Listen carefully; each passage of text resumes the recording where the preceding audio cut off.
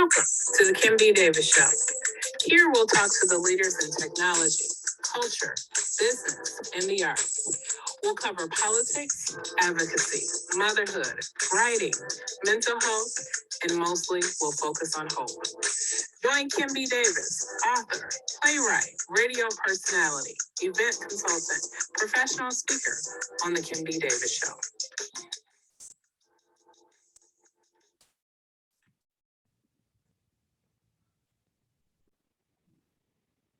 Good evening and welcome to the Kim B. Davis Show. I'm your host, Kim B. Davis, and this evening we have one of our favorite guests. We have Dr. Angela Celeste May. She is our clinical, our organizational, and our forensically trained psychologist. She is also president of the Michigan Psychological Foundation Board. She is also an author and a musician. When I say she is a triple threat, she is just that. Good evening, Dr. Angie. How are you? Good evening, Kim. I am doing very well, thriving and blessed. And I just have one slight correction. It's the Michigan Psychological Association Foundation Board. It's a mouthful. It's a mouthful. Yes, it is. But thank you for that correction. I will. That's all right. That's all right. But tonight, it is a great event, and I'm calling it that because this is a wonderful accomplishment for the show, for me, for you, for all the guests that come on tonight on the show. This is our 100th episode. So we are celebrating tonight. And fantastic. What better topic than talking about turning our fears into hope? So, you know, Dr. Angie, it's been a doozy of past 18 months, right? Yeah, 20 months now, I believe, since COVID reared its head. And we have heard nothing but fear. We've heard, 1 million people have passed. We have heard about vaccine mandates and people being upset. We are hearing people having problems in their relationships where they are afraid to communicate, afraid to step out and open that business, afraid to start a podcast. But then we've heard on the other side where people are thriving, as you said. They're starting podcasts like myself. They're writing those books. They are pursuing higher education. They have turned and opened up new businesses or started new positions at work. They are doing all different types of things, or they have even decided to just take a leadership role in their community by saying, you know what, this isn't right. Somebody needs to do something. And they turn that somebody into them instead of waiting for somebody else to do it. So tonight, Dr. Angie, because you're our expert, I want you to talk to us about turning our fears into hope. Give us some tips and tools. But first, tell us why we should not live in fear. Because the Bible says God did not give us a spirit of fear. That's right. That's right. You just gave us the why. That's exactly right.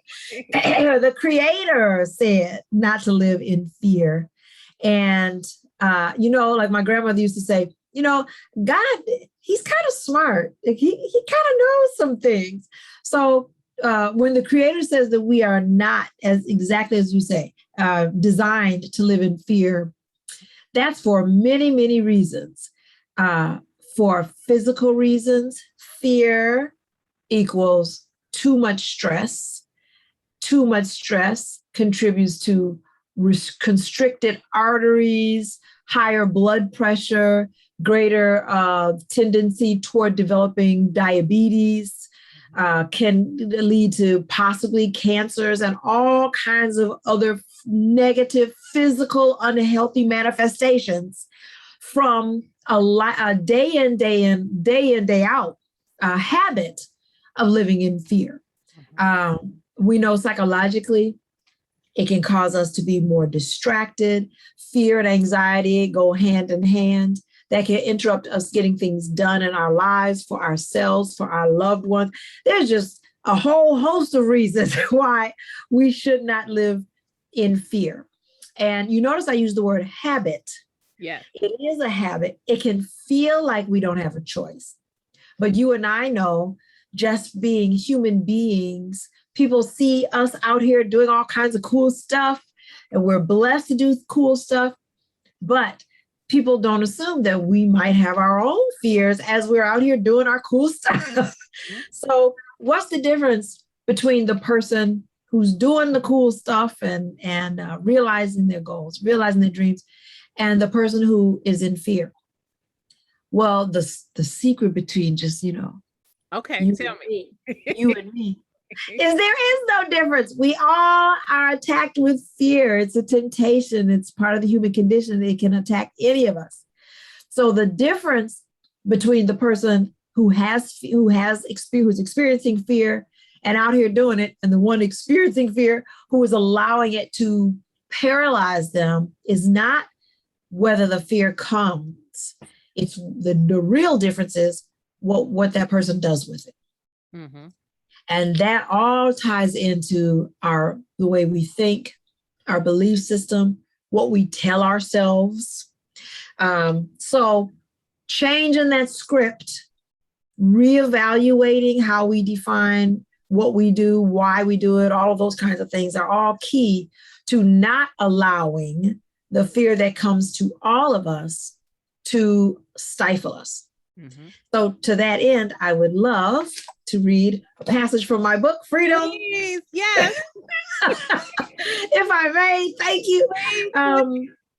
Thank you so much. The beginning of the book has a foreword and, a kind of an introduction to what the whole thing is about, this idea of living without negative self-imposed limitations. Now, I purposely did not title it Living Without Limitations because we all have different kinds of limitations, seen and unseen, that can be just part of life. However, the idea of freedom without negative, self-imposed limitations, that's what we see when we see that Olympian who is in a wheelchair and went out and said, I'm going to be an Olympian. That swimmer who has a limb or two missing and said, I'm going to be a champion swimmer, and did it. The limitations that the world may see don't have to be the limitations that we impose upon ourselves. So this passage is from the beginning of the book. It's in chapter 2, and it's really talking about the whole purpose, the thesis, if you will, upon which this research and the book is based on. Okay. And we start with this sentence on page 12. Beliefs and dreams are forever linked together. Dreaming without having the belief that the dream can come true keeps that dream from coming true. People tend to live directly from their thought processes. If a person thinks angrily all of the time, they will be angry, as we've seen in the last several months. Yes, we have. And as we have all over the place. A person who thinks loving thoughts will be loving. Should I finish or should I say hi? No, go ahead and finish. Oh, okay, I almost finished. And if a person believes in the possibility of their dreams, they will work and live in the manner that will make those dreams come true. Magnificent. We have another guest who has joined us. Good evening, Shanay Watson-Whittaker. This is our political strategist and organizer, and she talks to us about all things political. Good evening, Shanay. How are you? Hi, Kim. Good evening. How's it going? I'm okay, though. How are you today? Congratulations. Thank you. Thank you. This is our 100th episode, and so I am super excited. So, Shanay, Dr. Angela Celeste May was just giving us information about how we take fear and turn it into hope. She was reading a passage from her book. Okay, Dr. Angie, say it again because I'm going to mess it up. Oh, no, that's okay. The entire book title is Freedom. Yeah. What is the experience of living without negative self-imposed limitations? Yeah. And so, Shanay, I just want you to chime in really quick. Give us a nugget of how you overcame a fear and turned it into hope, because you have so many stories where you can talk about in politics and working in the community and organizing. I take it this way. I've survived living in a shelter. I've survived child abuse, sexual abuse, all kinds of abuse. Nothing people can do now will ever hurt me the way I was. You can never hurt me again. So that's how I see it. I just take that on, and any kind of position that I'm in that requires, that's a challenge for me, I just take it back to that thought. Nothing out here can defeat me. Wow. Wow. Dr. Angie, what would you say to someone if they said, well, you know, that's Shanay Watson-Whittaker. That's great for her. But I've been through a laundry list of things and their situation is similar to hers. What would you say to them based on what Shanay just said?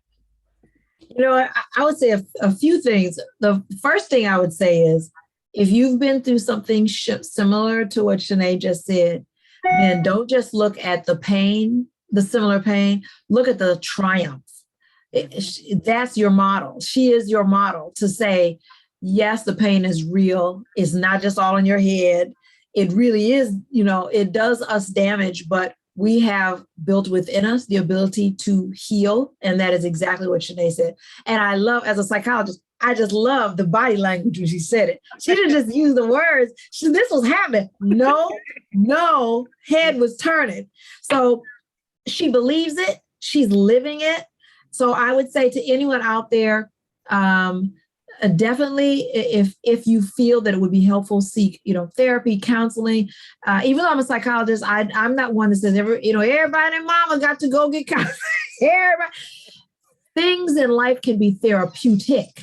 Yes. So it may be therapy. It may be spending extra time with your pastor. It may be, you know, sitting with a beloved sibling or whomever who you trust and you can, you know, share and kind of unload. That's very therapeutic and healing. So, you know, do those things, embrace yourself, honor the pain that you've been through, but to not be stuck there as you tell that story.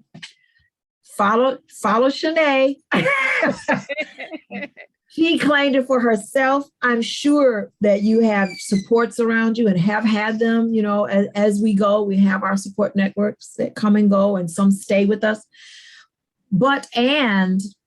The key thing that Shanay is doing and what she's modeling is she's hugging herself.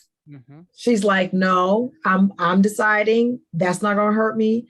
And that's so key. Claim it for yourself. And that's living without negative self-impose. She's not going to impose that on herself. She's like, that's been there. I'm not in no more hurt. So. Amazing. Yes. See, this is why I'm so excited tonight, because I knew, you know, Shanay is one of those amazing people who works in the community, and she does this dynamic work, and she speaks for those that do not have a voice. Mm-hmm. And listening to Shanay talk about what she has overcome, it has inspired me, and it helps me to understand even more of why she is so passionate about what it is that she does. Shanay, can you just give us a little update? I'm gonna put you on the spot. Talk to us about what you're working on right now. Definitely. Right now, I'm working with a coalition of groups, talking about the redistricting effort here in Michigan, even nationwide, what's going on. You know, here in Michigan, we have an independent redistricting commission, but in other states, there are partisan gerrymandered maps going on. In Texas, Latinos will not, at this point, have any kind of representation. Like New York, they're going to be gerrymandered one way or the other. I shouldn't say that, but you know, I'll be pissing off some of my friends out there. But right now, we're just going through that process. And ultimately, we will have a map decided here in Michigan by November. So we shall see what the congressional districts look like, the House districts, and the state Senate districts as well. So everyone from the governor on down to the state rep, they're all going to be an election for that. So we have a whole bunch of races to focus on. And for people like me and the constituencies that I represent, it's pivotal that we get people out to vote. And number one, be aware of this process and what's going on here to make sure that we're fully represented in our community and that the leadership that we will decide on next year is a representative of what the people actually look like and their values. So that's what I'm focusing on right now. Thank you, Kim. Excellent. No, thank you. And the reason that I did that intentionally for a reason, because I want you to talk about kitchen talk. And I'm titling it as kitchen talk because a lot of times, no matter what it is, girl, let me tell you, my husband, my boyfriend, my mama, my daddy, my cousin, and Dr. Angie, you know, I use this example all the time. My cousin back in 1974 took my red truck and I'm still mad. And this person had the nerve to come over again and ask me to borrow my car keys and I'm upset. So now I'm sitting in the kitchen with my other cousins talking about this person. Talk to us, Shanay, about how we can pull people together to talk about the very issues that you're talking about. Because a lot of this is fear. When we're talking about redistricting, we're talking about many times, especially when we're talking about gerrymandering, it's based on fear. We do not want people to vote because they don't vote the way that we want them to. And so if we make it harder for them to vote, then it makes it easier for us to win. So talk to us about how we can organize and pull ourselves together so that we can take that fear and turn that into hope. So the candidate that we want to win can rise to the top and we can put our resources and our efforts behind that person. The first thing I would say is, especially here in Michigan, is to attend a redistricting meeting. You don't have to be there in person. So if you're worried about COVID or you're worried about getting to a meeting, you don't have transportation, you can go to their website and then you can sign up to testify. Second, I would say, there are local groups in the area that do work that focus on redistricting, that speak your language. There are groups like, for example, Michigan United based in Detroit, but they're a statewide organization ran by my husband. That we have other groups like APIA Votes that focuses on the Asian American community. Then we have organizations like Detroit Hispanic Development Corporation that focuses on Latinos. So there are groups out there, and let me remember one more group that is in Grand Rapids, well, two more groups.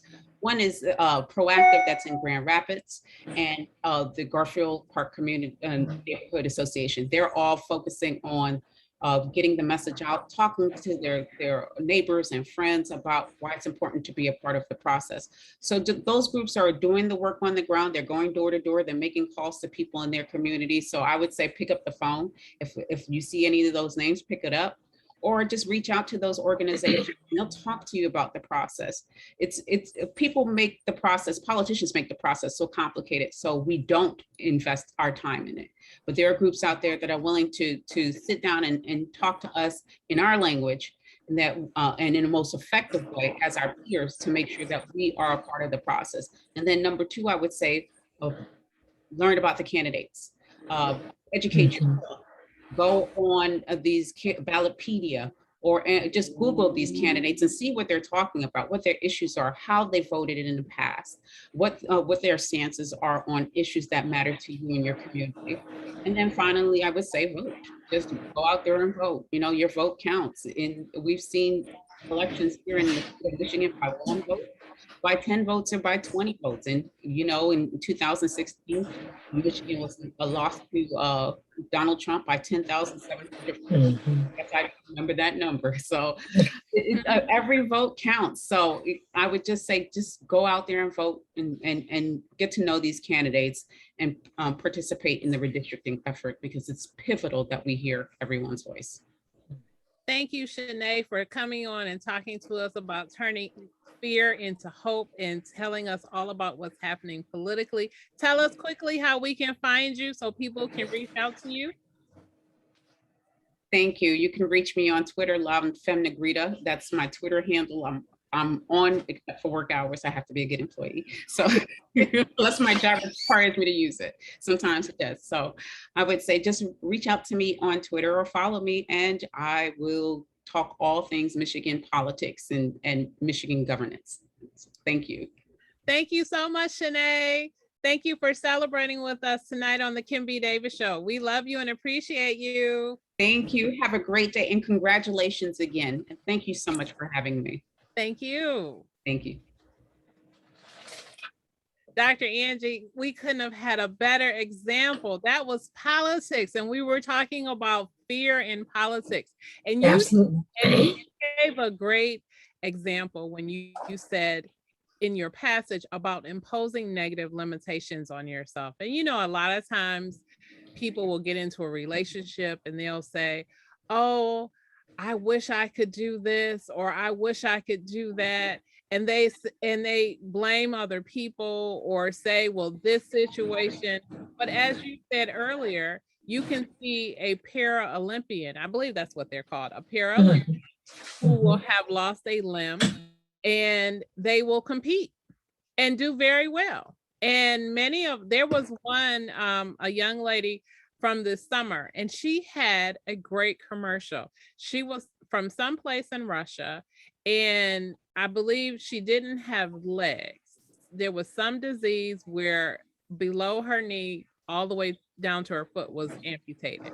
And the experts and different doctors and people said to the mother, the lady who was going to adopt her, it's going to be difficult. You're going to have all of these challenges.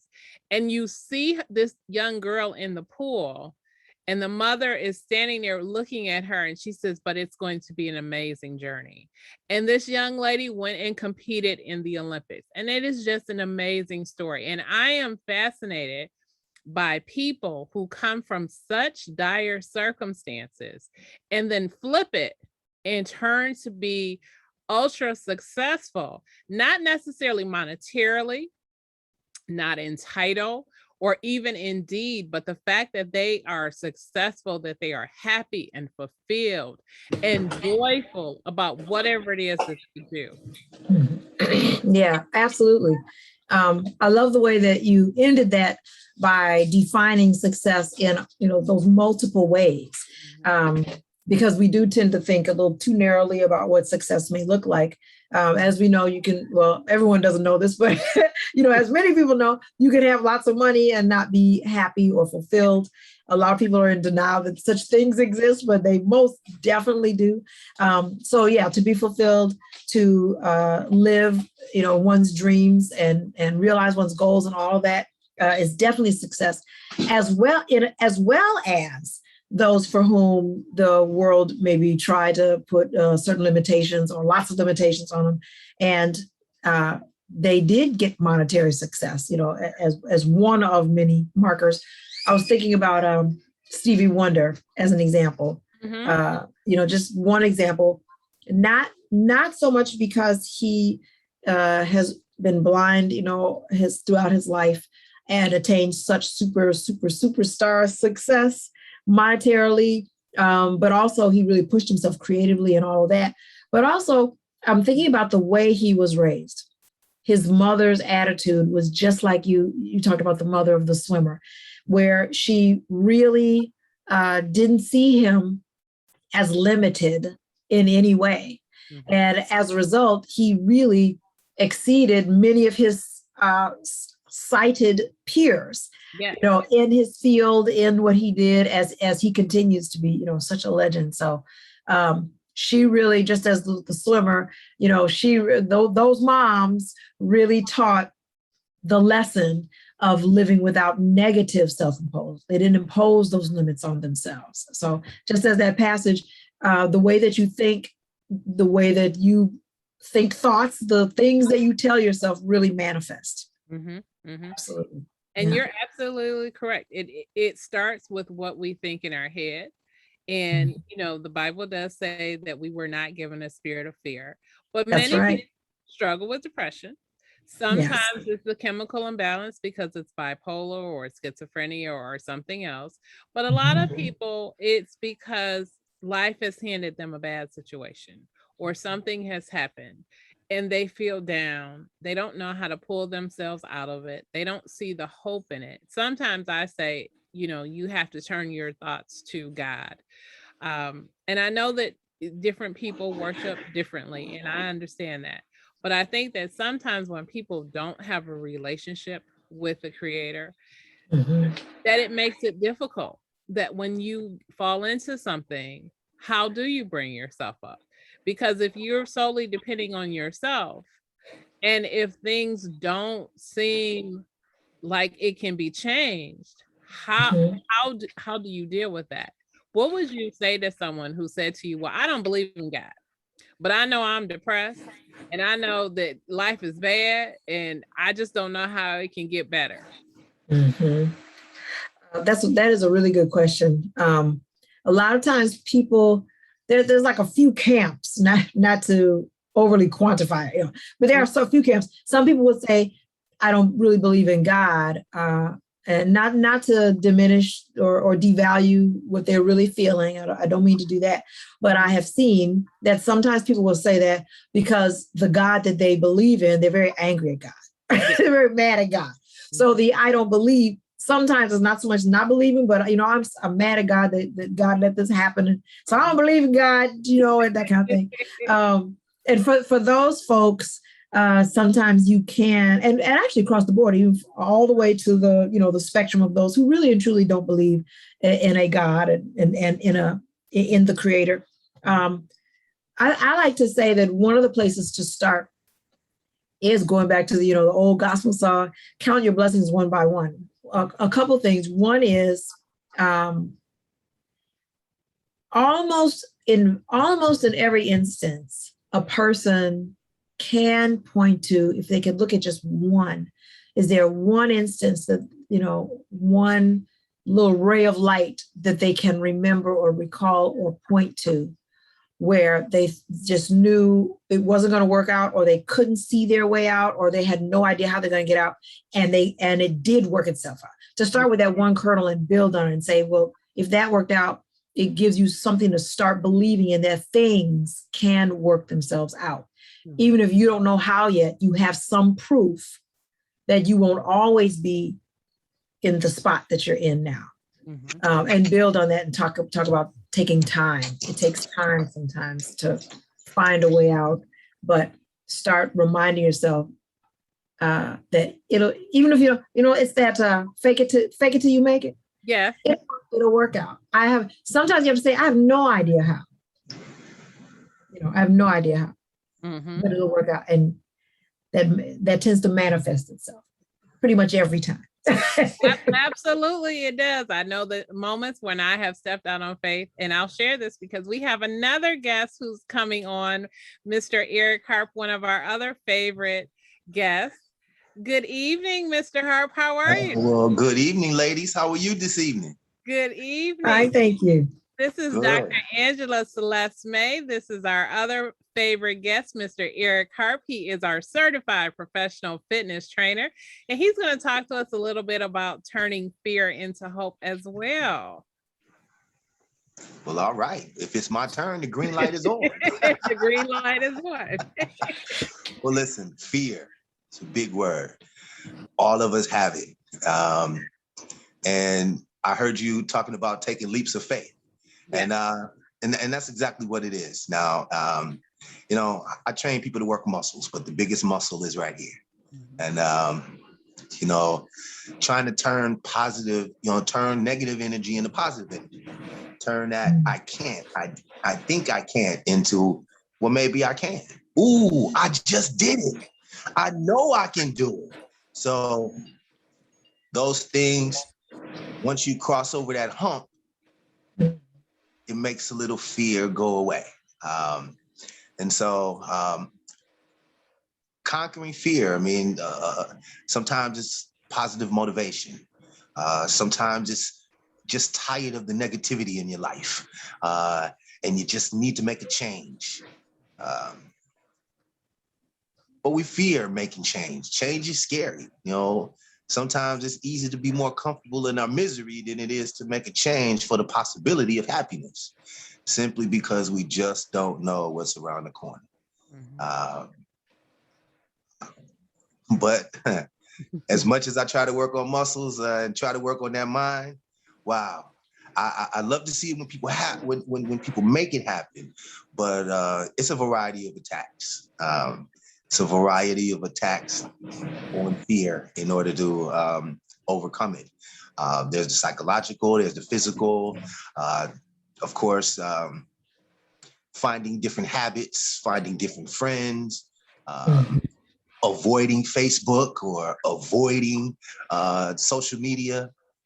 These are some of the things that we have to, and it's hard. I'm sorry, I don't mean to ramble, but sometimes it's very hard to do it alone. And we have to find a support group. We have to find those that think alike, those that want to make the same changes, and especially learn from those who have gone through the changes. We have to learn how to not listen to those who heard it from other people. Right. You go to your friends and they say, well, I heard. And then we go back to Dr. Angie, and Dr. Angie says, that's not true. And then I'm like, see, I went to an expert. But Eric, I want to ask you a quick question, because I know you only have a few minutes. So when people are afraid to go to the gym, because that's a real fear. People want to get fit. They want to get healthy. They go to Dr. Angie and they say, you know what? I need to get myself together. I need to get healthy. And Dr. Angie says, go to the gym. And they're like, but I don't want to go to the gym because people are going to look at me. And I don't want people to look at me. That's the whole thing. Yes, so I understand. What do you say to them, Mr. Harp? Everybody's here for the same reason. Everybody's here for the same reason. And just wait. In 3 months, you're going to look different. And in 3 months, they're going to look different. You know, just keep doing what you're doing. You know, I try to speak down the road. I try to speak in the future. You know, today is not it. Today is not it.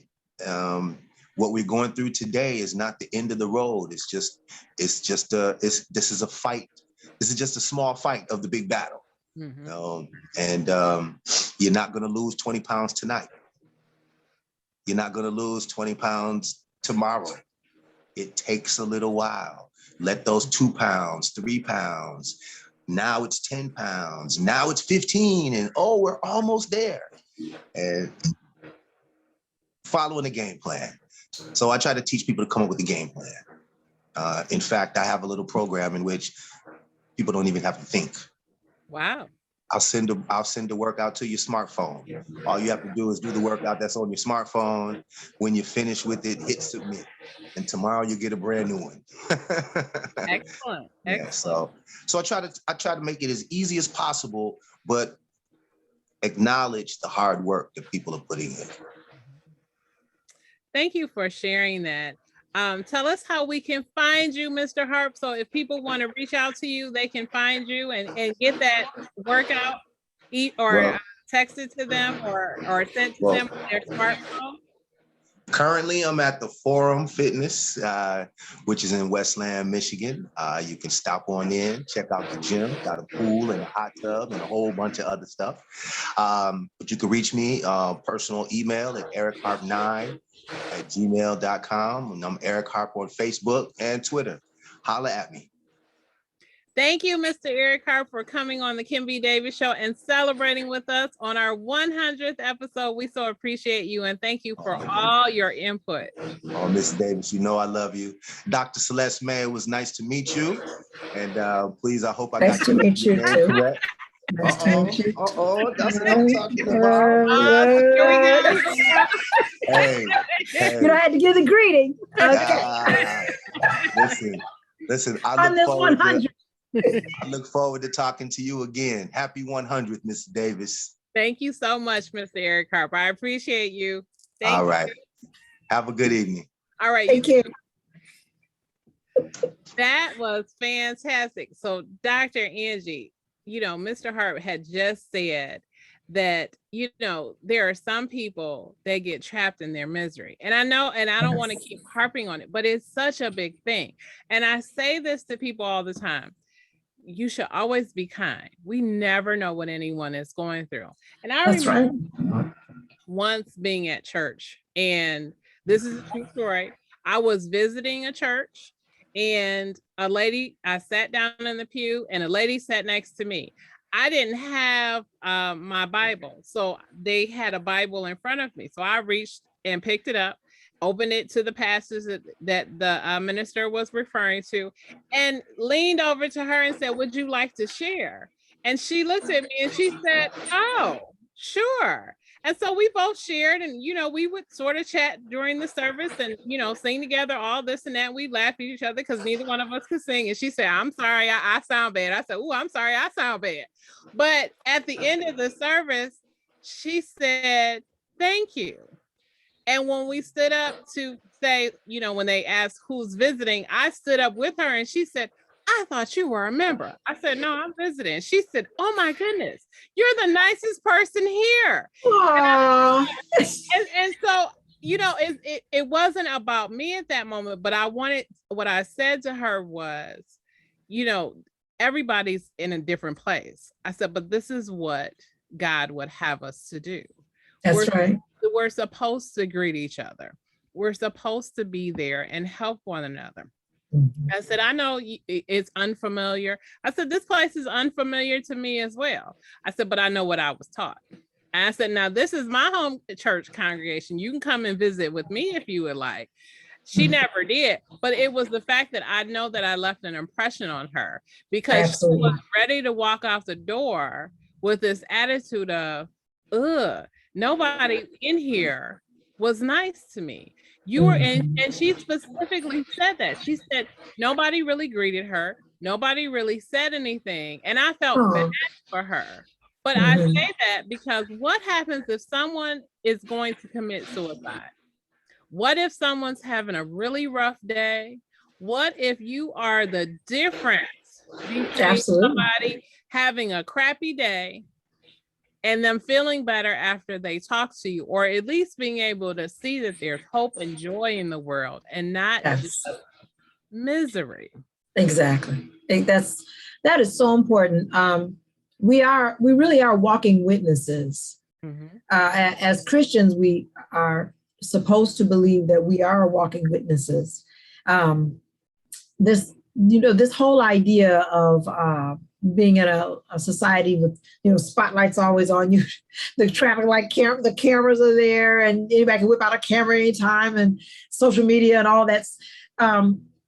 If you were raised the way I was raised, the way you were raised, you always were taught, or I know I was always taught in our family, you represented God first, you represent your family second, and you represent yourself. So hold your head up high, feel good that you are a child of the Most High King, and act like it.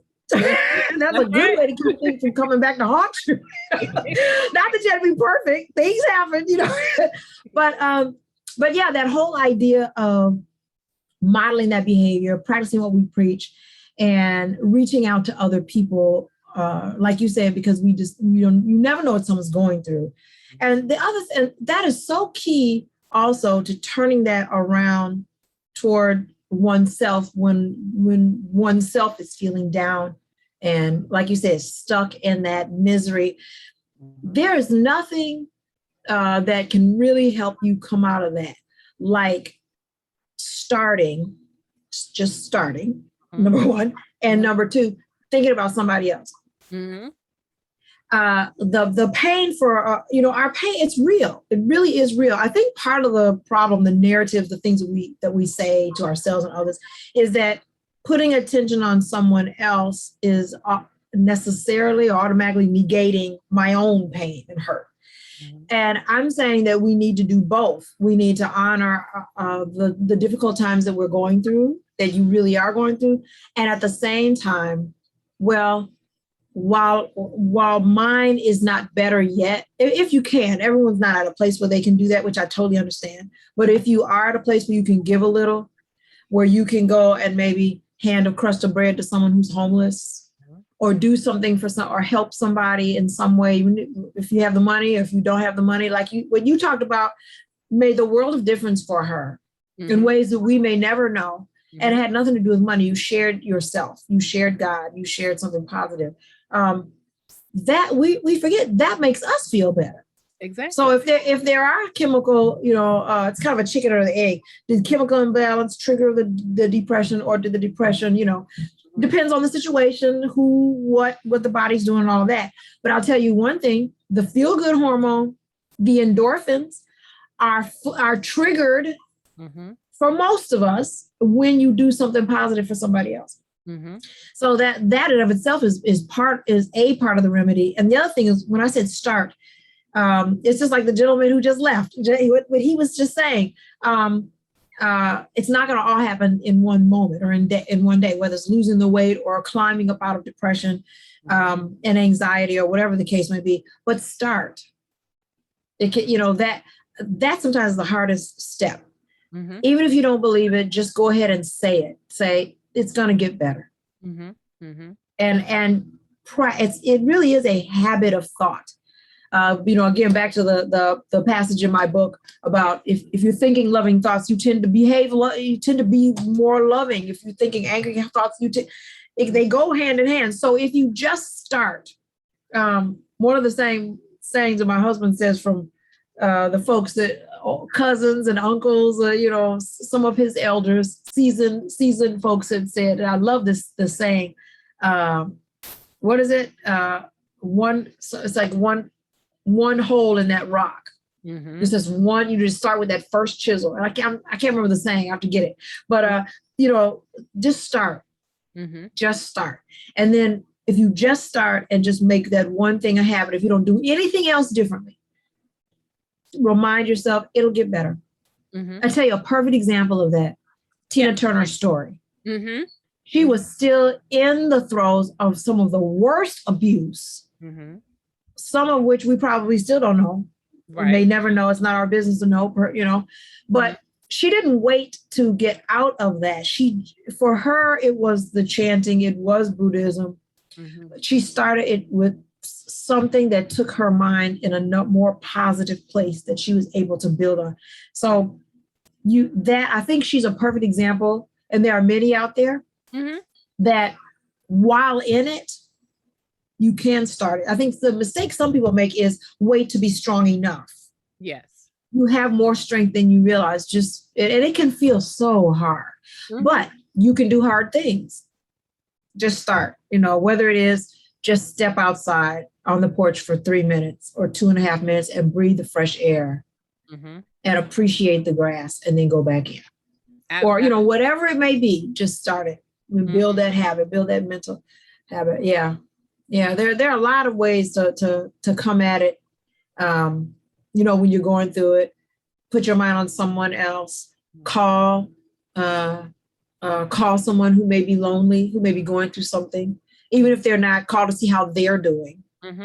Help somebody else. Start with the positive word, even if you, sometimes as believers, as Christians, as people who believe in a creator, sometimes all you can say is help. And that's enough. That's enough. Help.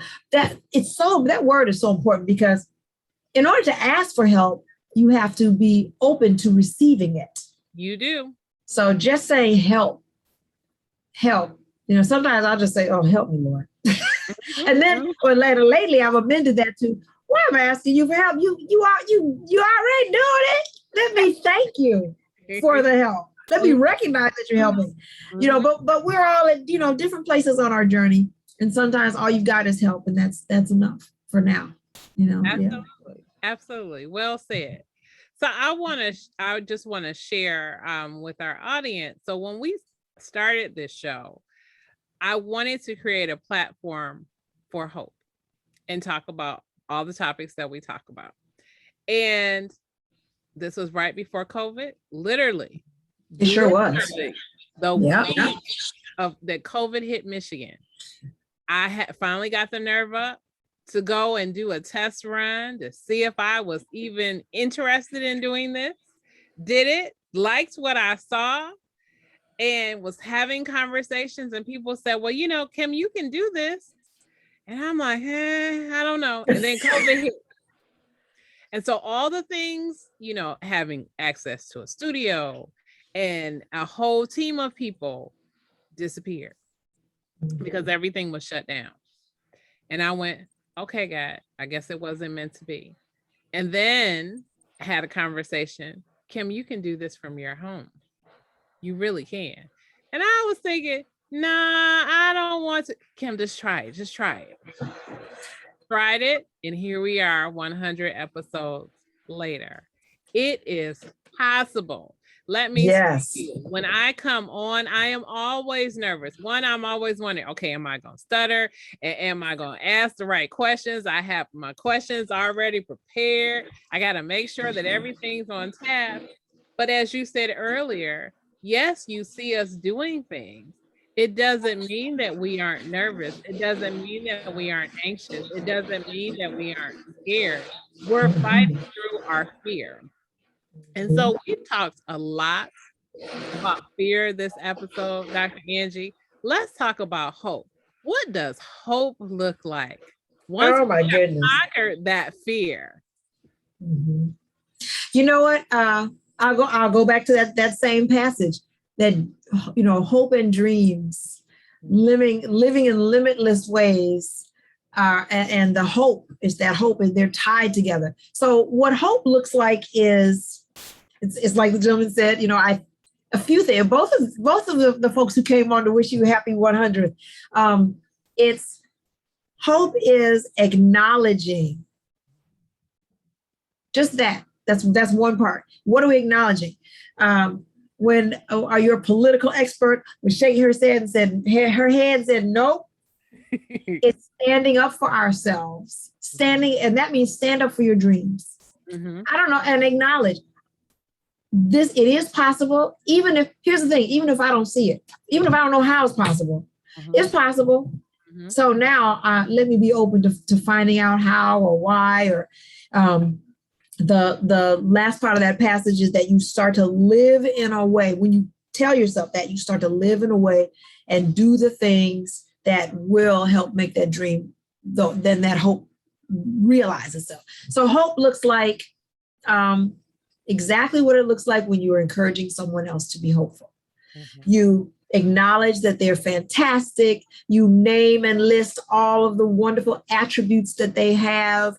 You believe with them. So that means reminding yourself that I can accomplish this, and it's going to be wonderful. You know, talk about how it's going to be.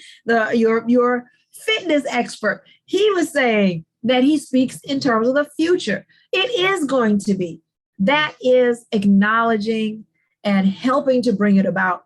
That's what hope looks like. It will be. I'm putting it out there in the universe. I'm saying it. I'm reiterating it. And the more we do that, that's the way hope looks. Mm-hmm. The more we do that, the more we believe it. And the more we believe it, the more we start to walk like it, move in the world like it, and risk tapping someone on the shoulder and expanding our network and maybe telling somebody else, well, I'm thinking I would like to. And then them saying, oh, that's interesting. I happen to know such and such who, and before you know it, you get connected with folks. Now, along the way, this is also what hope looks like.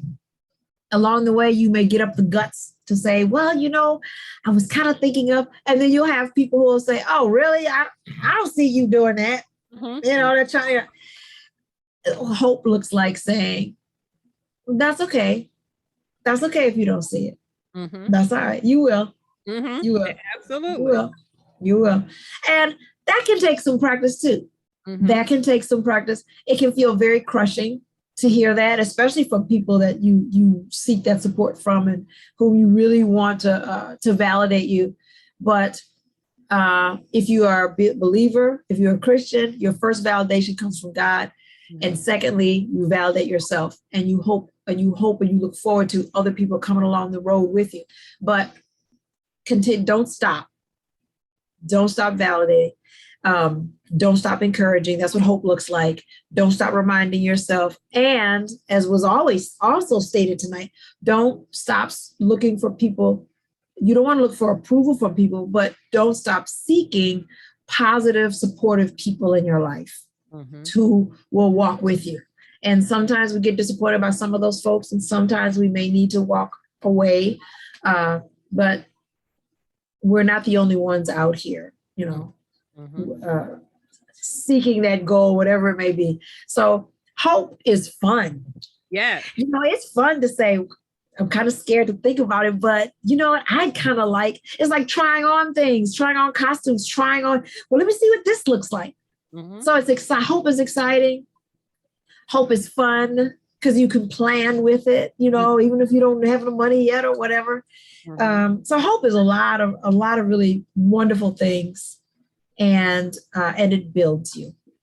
It builds those muscles of being able to say, after a while, it's okay if you don't see it.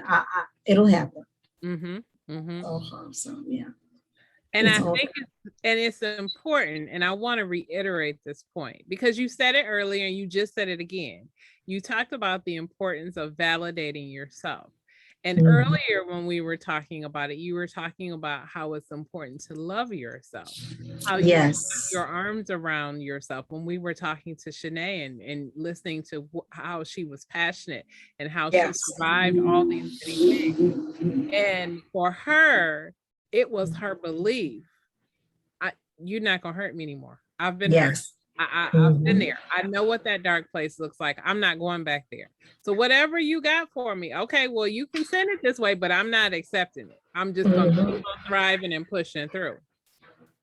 And as Mr. Harp said, you know, I may be afraid to go to the gym because everybody's gonna look at me and everybody's gonna say, he, you know, look at her because she's out of shape. Most of the people there are out of shape as well. You know, you don't realize it until you start working out that no one's really looking at you. And if somebody is looking at you, then there's something wrong with them because they aren't there to do what they're supposed to be. That's right. But I think it's important because our thoughts are our foundation. Absolutely. What we think is who we are, who we become. And if we don't love ourselves and we don't validate ourselves, and as Mr. Harp said, you know, building that support team, as you just said, making sure that you have supportive people around you, friends, people that can cheer you on and push you on and that can cheer for you. Sometimes people don't know how to find that. And we've talked about that. You know, that's true. Even things such as being on social media. I don't know if this is an accurate story, but it scares me. And so I'm going to send this to Dr. Angie and she'll tell me if it's real or not. And then you might look at it and go, well, this does look kind of strange, Kim. Well, I got to go through some other things. But I know that you know how to do that. I know how to do that. But talk to us a little bit about how we can help build ourselves up, how we can strengthen ourselves so that we can love on ourselves and validate ourselves.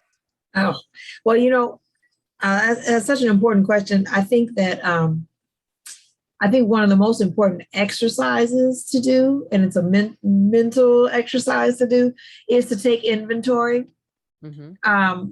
I know people who've talked about this, who've had such deep insecurity and such low self-esteem, who have talked about their, you know, even if they're still in the midst of it, talk about the journey to heal that.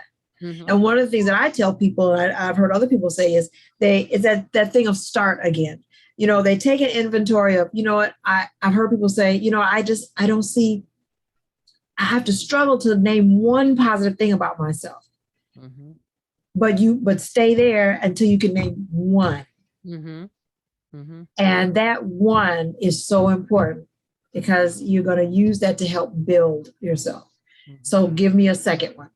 Maybe I'm really good at writing, or I'm good at speaking, or, you know, I can make the best toast. That's great. That's wonderful. You know, and the first one, because we all have so many positives inside and out, even if we don't know it yet. Naming just that one, you know, the tallest building is built with one brick. You start with one and you build on it. And again, it's important to do because it is building the habit, the foundation of positive, you know, hope and resilience and being able to bounce back and being able to see ourselves in a much more positive, healthy light. So, you know, none of us are perfect. So none of us are all good are all bad. But if you can only see the negative, then you're not seeing the whole package. So taking inventory is an important way to build oneself. Saying it to yourself, writing it down. Writing it down is wonderful because that's a great exercise. You know, I talk about journaling on a regular basis, but even just writing it down. Like people do lots of things. Sometimes people will, and I've heard of famous folks do this and other people as well. And sometimes we therapists, you know, may encourage this, where they'll put on their mirror on the refrigerator somewhere, you know, where they'll see it. Positive affirmations is excellent. Of course, you can buy them. You can look them up online, all that. But all that's good. But I'm specifically talking about the inventory, you know, listing your strengths, the positive things about you, and putting it up there so you can see it every day and repeat it to yourself. I think that's a really important part of, you know, building and it does lots of things. It builds self-esteem, but it also reminds you that you have things upon which to build to realize your dreams. You're not starting from nothing. And that all of that contributes to hope. It all contributes to hope. So yeah, everything we talked about, the support systems, the things we say to ourselves, and something I mentioned a while ago in one of my previous appearances on your show, and that is this idea of it's really not quite as hard as we think. It can feel hard, but maybe I should say it's not as complicated. It really is much more simple than we think. Just think about the things you teach to a loved one or someone you care about, your child, your sibling, your class when you're teaching. We don't sit there and try to necessarily spend a lot of time trying to figure out. Some of it we may, but a lot of the things that may be a little more basic, you just say, but you're wonderful. Don't put yourself down, you know, but you can do that. Try it again. You know, you can do it. If you're a loving person and you practice that, you think that way and you're trying to help folks, it's kind of organic. It kind of naturally comes out. Now, that's not to say that there aren't situations where we do really try to work and really think hard about, oh, how can I help this particular person, or how can I help them see, or, you know, help encourage them. But some of it is much more at our fingertips than we realize. It's just that when it comes to doing it for ourselves, suddenly we've lost, you know, so that's another anchoring thing, I think. If you're not sure where to start with building hope for yourself, think about what you'd say to someone you love very much. You know, your dad or your mom or whomever. And you want them to be hopeful, and you want them to see that they have so much that they can accomplish and have already accomplished, and all of those things.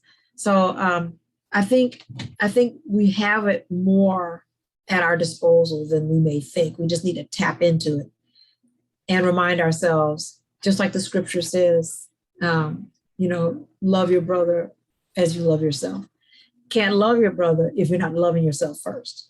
That's right. So the scripture is saying that you are supposed to love yourself. So yeah, model that for yourself. Yeah. Excellent. As always, Dr. Angie, thank you so much for talking to us today. Thank you. Our fear into hope. Now, here's the second part of our fun. You get to tell us all about your music, your book, where we can find it. Tell us about your coaching sessions that are going on. What else is going on, Dr. Angie? You have a lot going on. I do. I'm very blessed. I am very blessed. I'm blessed to do lots of things. Everything that I love to do. You know, things that I love to do. So my first love is music, and then writing, and then psychology. Like all of those are loves, and I fell in love with them at different stages. So music. I am the president and founder of Celeste Productions, the production company under which I teach voice and piano, and I write and produce albums. I've got 2 CDs out. One of them is at iTunes, Amazon, and that's called Reintroducing the Lady. The other one, the first one, is called No Limits, and it is available at Reverb Nation. .com. So that's REVERB as in boy, nation. If you go there and you look up Angela Celeste May, M-A-Y, like my name is that, it'll take you to my site. And on there is, videos and footage of performances, and also the 2 albums, and Sonic. What is it called? Sonic Big. I'm forgetting. It's any of those music places. You look them up. So I'm out there. So I do all those things musically. This past year, the latest music video that I produced and co-directed was I had the DYC, the Little Ones Detroit Youth Choir, as guests on that. It was for one of the songs for my second album.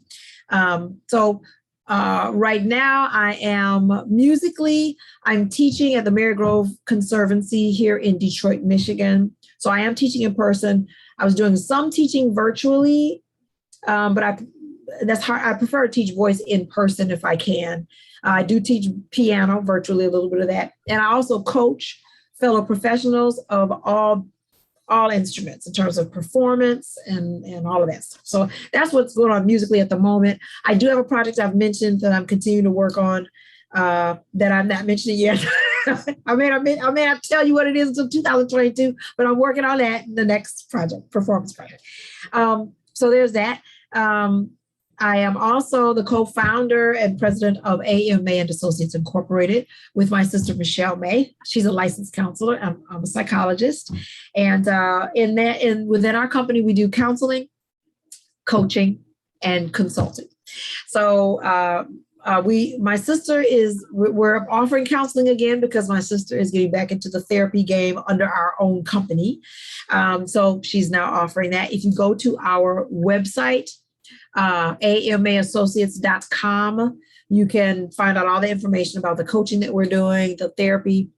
For myself, I do consulting for businesses, as I'm an organizational psychologist as well. And that's nonprofit and for-profit, anything you may need help with in terms of working with personnel or management with how you supervise, all that stuff. I do that. And then the coaching we both offer personal and professional coaching. And so personal, it's not therapy, but it means it's a little more than mentoring, but it's helping you coach your way through some of the things we talked about. If you're having some interpersonal concerns at work or at home, kind of coach you with that. And we have different programs for that. We do professional coaching if you're trying to get to the next level in your work life, in your career, going to school, any of that stuff. We also offer creative coaching for creative professionals. So we're both professional musicians. I play multiple instruments. I didn't mention I also play flute professionally, and violin and viola recreationally, as well as piano and voice professionally. My sister is a violinist and violinist and flutist. So because we're also working musicians, we are professional musicians, and we both teach. We coach fellow creative professionals also who may be stuck in some area of their career as artists. And when we say artists, we mean any area. If you're a painter, if you're a writer, if you're a dancer, we do creative coaching. And then one other thing I offer as a coach, and that is doctoral coaching. I've done that for a lot of years. I'm now offering it under our company. And that is, if you are thinking of becoming a doctorate student, if you want to pursue your doctorate in something, or if you're already involved in the process, I offer coaching to help with that. And most recently, along those lines, that coaching that I do is private, one-on-one coaching that I'll do. Again, if you go to our website, amaandassociates.com, you will see, you can click on our coaching programs and just see the things that we offer. But most recently, what I'm doing now is I created 3 workshops for doctoral students or potential doctoral students. We just did the first one in September, this past Saturday. So I'm doing one September, 1 October, and 1 November. And on different topics having to do with what is involved in pursuing your doctorate. So the doctorate may be an EDD, which is a doctor of education. You may get a doctor of music. It doesn't have to be PhD like me. Whatever the mathematics, whatever the field, there are certain things that doctorate students in general tend to run into, deal with, have to grapple with, both personally and professionally. So I do coaching around that. So if you're interested in the October and or the November coaching workshop I'm doing for doctoral students or potential doctoral students, again, same thing. Go to the website, amaassociates.com. You can also find information on that on our social media. We are on AMA Associates on Instagram and on Facebook as well. So that's part of our social media. I as a psychologist, I'm losing my earring, but I was very honored. I was just recruited actually by one of the top universities in our area, the University of Detroit Mercy, to teach a cultural diversity course. That's one of the areas of specialization that I have been involved in for a lot of years with diversity. I haven't really mentioned my doctorate dissertation, but my doctorate dissertation was on diversity. And specifically, it's positive. I wanted to do a research to show the positive impact of diversity within a company and how it positively impacts the bottom line, and that customers would be more likely to invest in your company if it seems that you value diversity. We're really seeing that now. At the time that I did my dissertation a few years back, it wasn't as in vogue quite as it has become. So it's great to see that. But diversity is one of the areas that I do coaching on and consulting, whether it's with the police department or whomever. So the University of Detroit Mercy reached out to me, said I came highly recommended, and asked if I would teach a cultural diversity course this fall in their doctorate program. So I'm doing that right now. I'm very much enjoying it. I continue as the president of the Michigan Psychological Association Foundation Board. So I'm enjoying that. And we're, coming to the latter part of the year. I'm very proud of the work that we've done, second year in a row in which we have been able to help fund a doctorate student of color in their dissertation work, and really support. So I'm really loving that process and other good things that we do as well. I'm also on the board and the executive board of the Michigan Psychological Association, which is the chapter under the American Psychological Association. So that's a lot of stuff on the psych side. I may have left something out, but there's all of that. My book, Freedom, What is the Experience of Living Without Negative Self-Imposed Limitations? I am going to do more writing. I've done writing. I've written articles. I'm also an editor. I haven't mentioned that. I've edited a couple of books.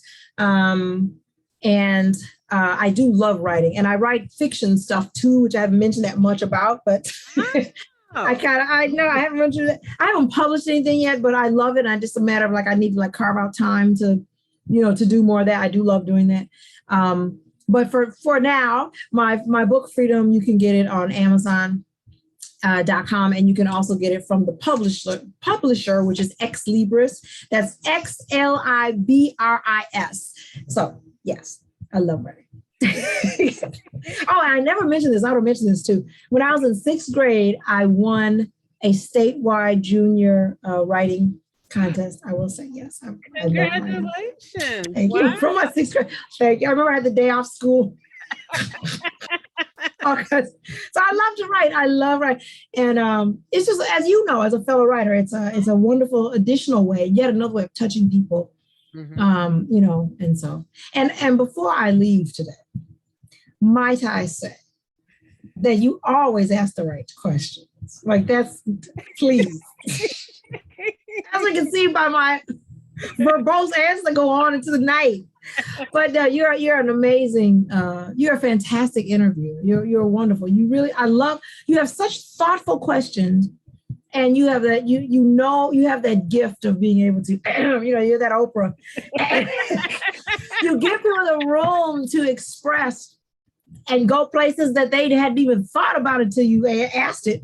But you ask it in a way that really just opens up, all kinds of ideas and thought. And that everybody is not good at doing that. So you're an excellent interviewer. You make it so easy to talk to you, and you're so engaging and so warm and always so positive and uplifting that that nervousness will be diminishing. I'm quite sure. Thank you, Doctor. Rebuked. I know. Anxiety, nervousness. I rebuke you in the name of Jesus. This is your baby. You do it. Please, right. That's like when I write an original song, I write and I have my own lyrics. If I mess up my lyrics, see, I meant to do that. They're my lyrics. This is the version on today. So this is your baby. Exactly. There are no wrong questions. You meant to do that. But thank you for that, because it is always wonderful to hear, positive thoughts and accolades from other people to tell you, okay, yes, you did get it right. You did. Oh my goodness. We can be hypercritical, and I'm just talking about myself because I can only talk about myself. But oftentimes, you see something, you listen to your voice, or you hear a question and you go, why did I say that? Yes, we do that. Yes. And so again, but that fear. And so we're getting rid of that. We're sticking with hope. We're operating our gifts and our purposes. We are loving ourselves. We're validating. We're building our support systems, and we are moving forward. Yes. In freedom. Absolutely. Absolutely. Because what each of us has to give it, the world needs it. Yes. The world needs us. Yes. So we need to get on. That's right. On out there. So thank you, Dr. Angie. This was a great way to end the show. And I'm so thankful and grateful that you are part of the Kim B. Davis show. Thank you. Thank you for having me. It's been an honor. The honor is mine. And the fact that you come on as an expert with all the different things that you do, from being a musician to an author to a psychologist to a coach, to understanding and being able to break it down, because not everybody can do what you do. And so this is my opportunity to give back to you. You can take a topic and you can give it depth, but you make it where it's understandable. Sometimes you get experts who, have multiple degrees behind their name, and you don't understand anything they just said, because they, it's very talking over what you can understand, and you make it so that it's digestible for most people to understand it. So thank you. I appreciate that. I appreciate that. Thank you. That's teaching. That's, it is. There are a lot of experts who are wonderful at what they do, like you said, but everyone's not a teacher, and each has its own. Each is important. But thank you. Thank you. So we can't wait for next month when you have another topic for us, and we'll get a chance to chat again. So again, thank you, Dr. Angie. We so appreciate you here on the Kim B. Davis Show. Thank you, and happy anniversary. Happy 100 episodes. Again, that is success. Yes, it is. Yes, it all attributed to you. Absolutely. And thank you, everyone, for tuning in, for listening, for watching the show, and for sharing it, and just continuing to follow us on this journey. We hope that you will continue to join us on this journey. We will continue to talk about hope and give real life solutions and talk real life stories, so that you have the hope and the tools necessary to move forward. Thank you again for tuning in. You know me as Kim B. Davis. I am your host. You can find me on Facebook, Twitter, LinkedIn, Snapchat, Instagram, TikTok. I feel like I'm missing something, but wherever on social media, it's always Kimberly Batchelor Davis. Bachelor is spelled BATCHELOR. You can see this show on youtube.com/Kimberly Batchelor Davis under the Kim B. Davis Show. You can listen to this show on Apple, Spotify, Google, and Stitcher. You can find out more about me as an author at kimbdavis.com. Again, thank you guys for tuning in. Yes, this is our 100th episode. We are so excited, and we cannot wait to bring more content to you. So thank you again for tuning in. And as always, remember, be magnificent.